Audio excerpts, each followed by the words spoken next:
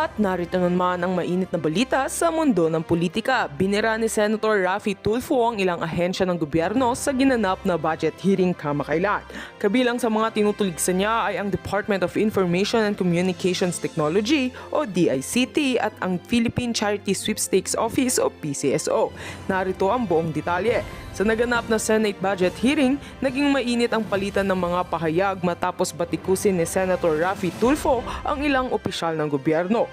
Unang tinutok ni Tulfo ang kanyang atensyon sa DICT, partikular sa kanilang mabagal na pagtugon sa mga proyekto para sa pagpapabuti ng internet connectivity sa bansa. Sinabi ng senador, "Napakayabang niyo naman, sir."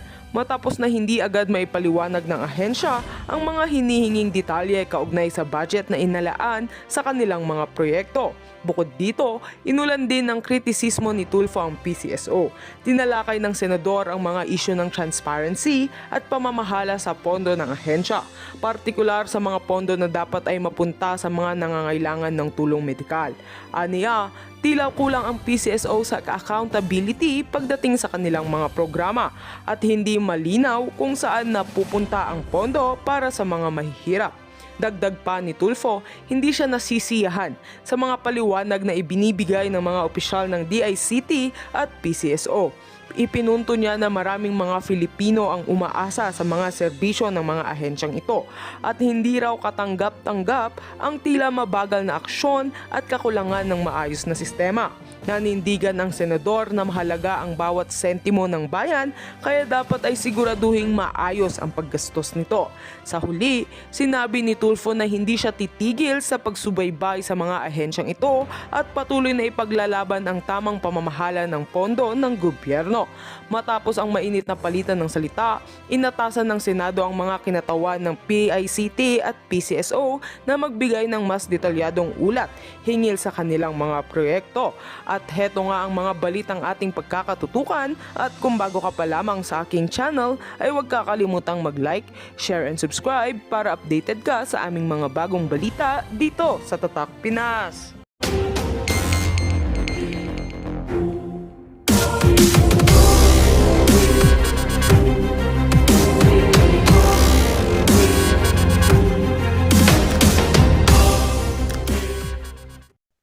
Yung cybersecurity ng ibang mga government agencies natin na umaasa sa inyo kung mismong isa sa mga tanggapan nyo ay nahack.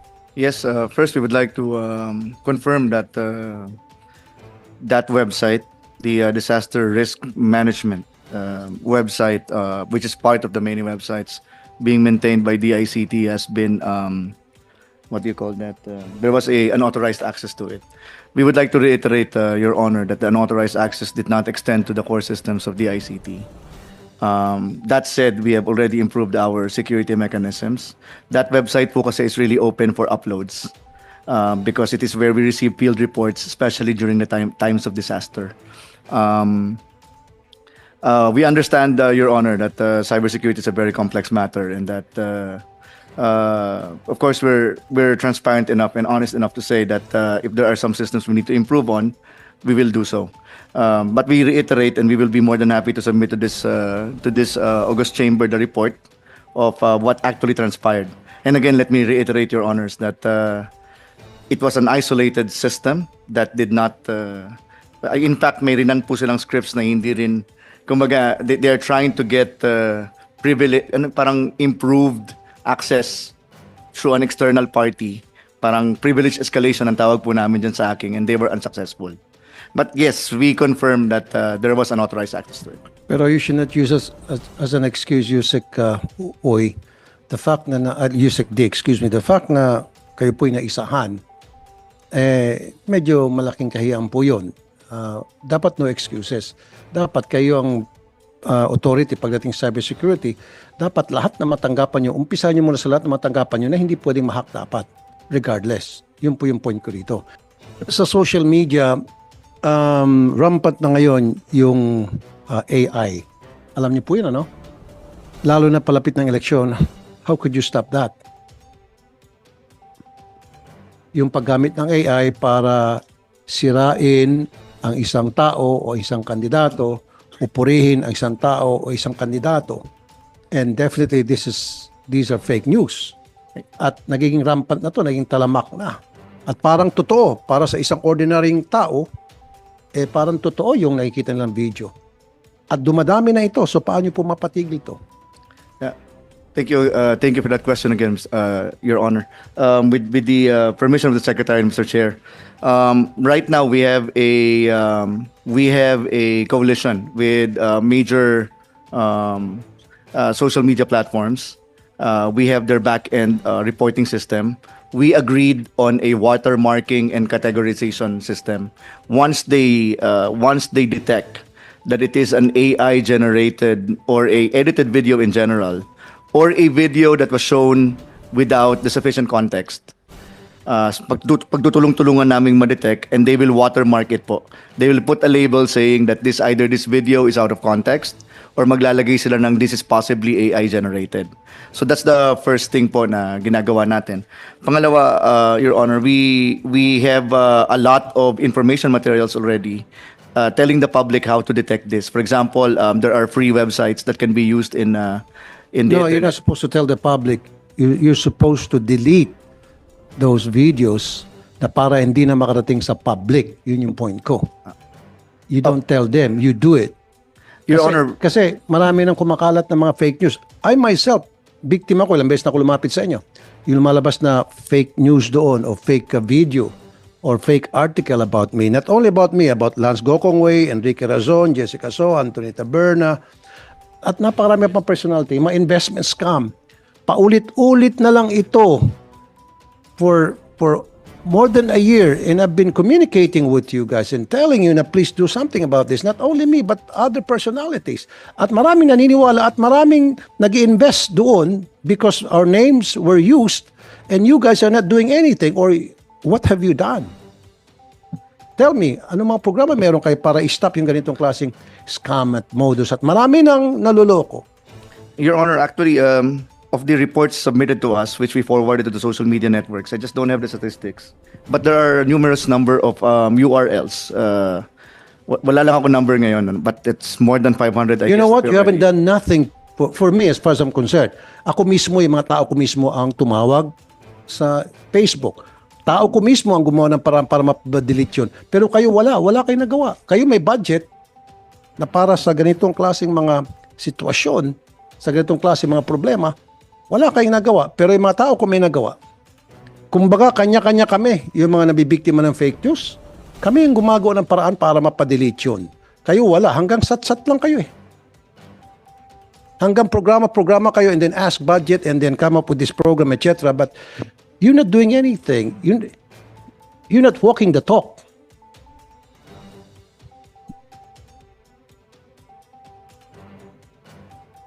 Your Honor, we apologize if there are some other items na hindi namin nagawa. But we have a record of a lot of URLs we already reported to the social media networks, most of which were blocked or removed. Others were labeled. For example, there was this report from at least one a reporter from CNN, another, on top of my head, Your Honor, kasi wala po akong statistics right now. There is a reporter from ABS-CBN, of course, several reports regarding the AI videos of the president, which we were able to request the social media platforms from being removed. We'll be more than happy to submit a report of all the URLs and of all the Facebook posts that have been either deleted or marked or categorized by the social media platforms. But Your Honor, let me also reiterate that this is also an ad hoc thing because technically we do not have a law that regulates social media platforms. Kumbaga po, sinasubmit lang din namin ito. Mas mabilis lang kasi we have a back-end system with them. But the decision to either remove it or to categorize it still remains with the social media platforms.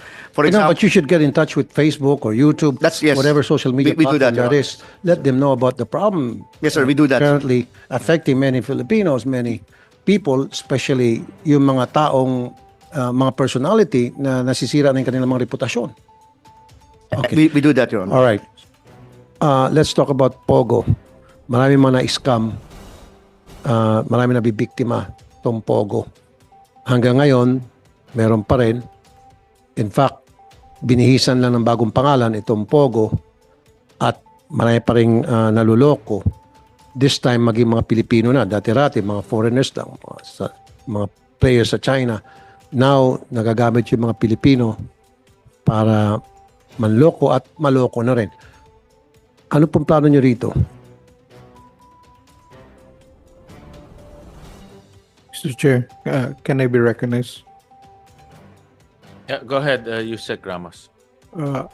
As early as 2022, we've been establishing strategies on how to detect the proliferation of tech scams. Slowly, we were inching our targets by providing leads to the law enforcement, considering that we are not a frontliner. But we have acquired OSINT, different technologies for geolocation of this illegal sites that are spamming our citizenry, and I believe we have been very successful in the operations on this matter because we have dismantled a big chunk of this. Okay, if you have dismantled, Sir Yusek Ramos, bigyan nyo kami ng listahan ng mga sites na na-dismantle nyo o napahuli ninyo o nakasuhan po ninyo. Yes, sir. I Meron will. po ba? Ilan po? So far, we have 16 that we have provided to law enforcement agencies. And because of your effort, yes, that, meron po napasara. yes, sir. Pwede hong makikita yung mga numerong yon at yung mga taong at ano po nangyari sa kanila. Aside from dismantling their operations, what I really need is nakasuhan ba sila? Kasi madali mag-dismantle pagkatapos patatakasin na makakatakas na yung mga POGO operators. Ang gusto ko dapat, hindi nakatakas at nakasuhan. That is true, Your Honor. Well, I'm proud to say that the one of the only effort wherein there is an actual conviction is a case that we operated with the Philippine National Police. It's the first conviction that was a month ago, I mean. And because all of these cases are pending with the Department of Justice, but one of the cases we had in Iloilo, it was successfully, there was a successful conviction. Alam niyo po na sinasabi nga wala ng POGO, sinasabi ito ng PAGCOR, pero meron pa rin pong POGO, binihisan lang po ng bagong pangalan. So you better watch out for it. Watch for their operations. Kasi ang sinasabi, sila ay parang BPO lamang, ang nagpo-process lamang ng mga taya, pero wag ka, POGO pa rin sila. So that is something that you have to focus your attention to. That's right, Your Honor. In fact, we have developed a preemptive capability. We are preempting because it's the bare months already. There is a transition of modus operandi of these operators. In fact, when the Bureau of Immigration mentioned that 3,000 have left the country and we have over 100,000 who came in, we're still finding ways. Where are the others? And we are collaborating in these efforts with the Bureau of Immigration. National Security Council warns of foreign interference in 2025 elections. Ito na yung nasabi kanina, hacking and misinformation, fake news. So, ano po yung programa meron kayo para mabawasan itong dangers of hacking, especially sa electoral database?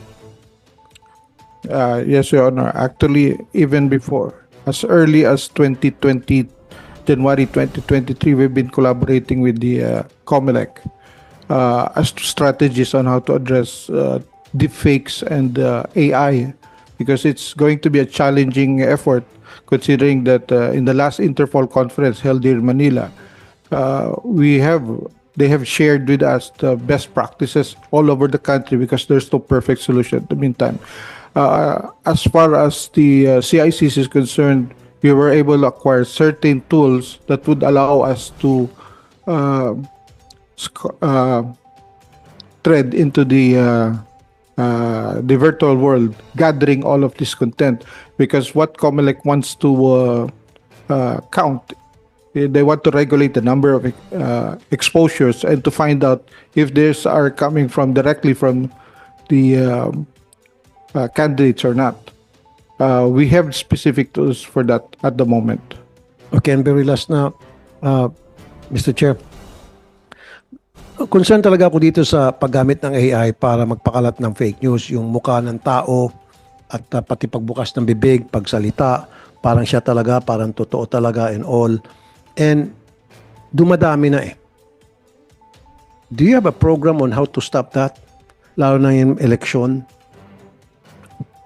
Yes, Your Honor. Dami na yan. Ako, dami ko ng beses nakikita sa TikTok.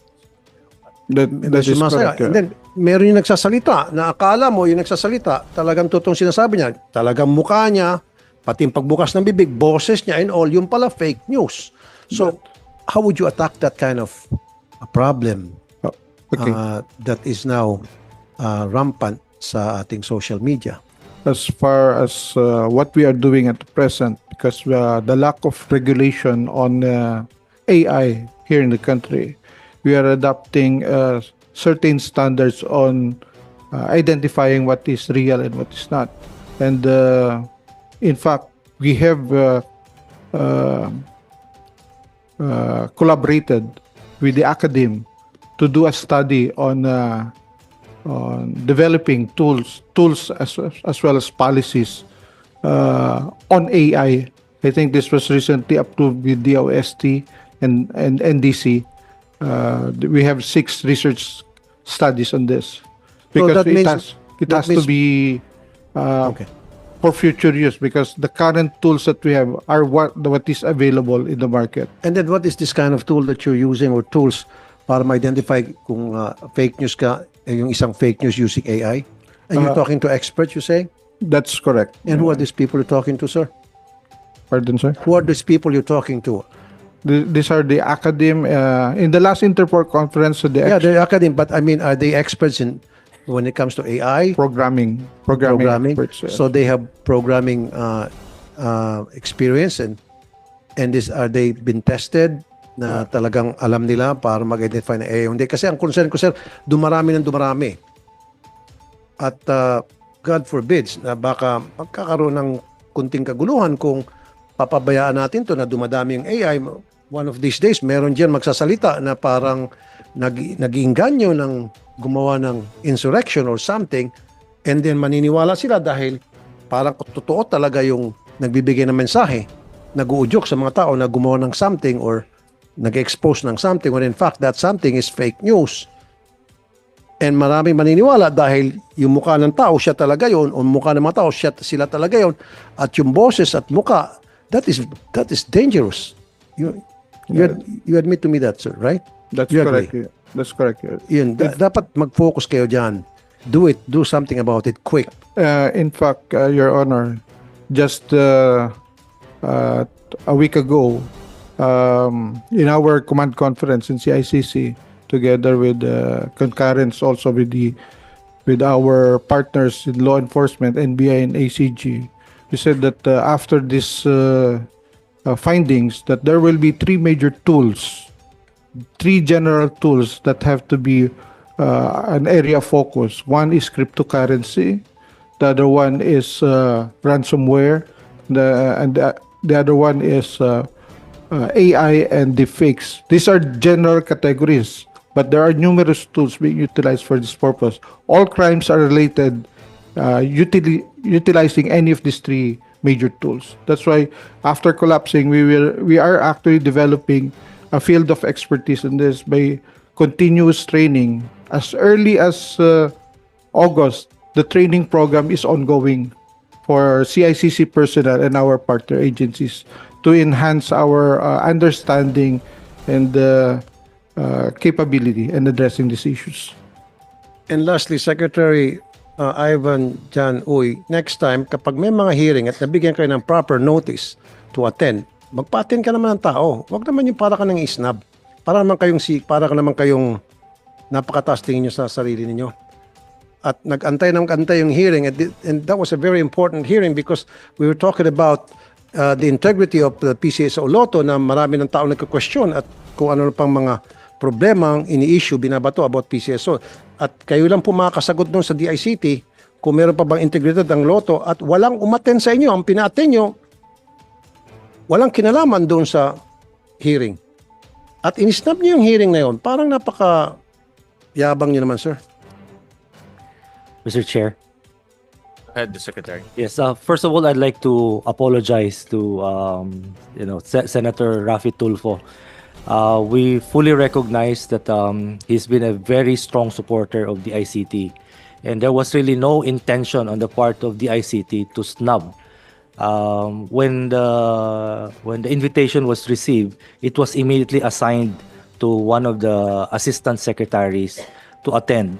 And internally, there was a confirmation from him that he will attend the hearing. No, considering the importance that the hearing was trying to establish in that during that occasion. So we've already asked. I've asked that official who confirmed to explain why he was unable to attend that important hearing, because from internally we actually got confirmation that he was supposed to attend. So Hindi po siya naka-attend. Nasa malalamig na lugar po ba siya? Kasi iniintay namin dito eh. Sabi parating. Hintay kami ng hintay hanggang sa natapos yung hearing, just dumating. Opo. So we are going to make remedial measures po. Next time po, with your invitation, we will ensure that we will have people who will be relevant to your inquiry and who can answer your questions to attend your hearing. Kasi saying na po yung very important yung DICT dahil kayo po ang magsasabi kung maasahan pa ba, mapagkatiwalaan pa ba yung PCS o Lotto. Yun lang po yun para ma-explain sa taong bayan based dun sa ginawa yung assessment sa PCS o Lotto system. Wala kayo, hindi kayo sumipot. So, yun na yung reason why we had that hearing para mag-report ang DICT to tell us, trabaho ng DICT to tell everybody kung ano ba talaga ang katayuan ng PCS o Lotto games. At hindi kayo sumipot, kayo ang pinaka-starring doon, kayo ang pinaka-bida doon. At tapos yung ASEC na in-assign mo, nagliwalyo lang kung saan pumunta. For all we know, baka nasa motel. Whatever. Diba? Yes, I've been waiting eh. I again, Senator Tulfo, Don't do that, sir. I apologize for that on behalf of the In department. fact, you should have, pwede ka naman sana umaten. Sa mga hearings, umatin yung mga secretary. Bakit ikaw? Kung hindi siya maka-attend, why not you? We'll put in the proper procedure Yung po. mga ibang secretary sa iba't ibang mga department nag-attend eh. Opo. DSWD, DILG, nag-attend. DNR, Agriculture, Yes. in-invite. Pero ikaw hindi ka umattend, parang what's so special about you, sir? Nothing, Mr. Senator. Actually, we were just looking at what is the particular topic, so that the person who's actually doing that investigation or that inquiry is the one, so that the correct information. Yun lang, sir, kaso walang dumating. Yun lang po yun, sir. So I Very important apologize. DICT. I apologize again, Mr. Senator, Yes, sir. and that will not happen again. Thank you, sir. Thank you, Mr. Chair. Thank you.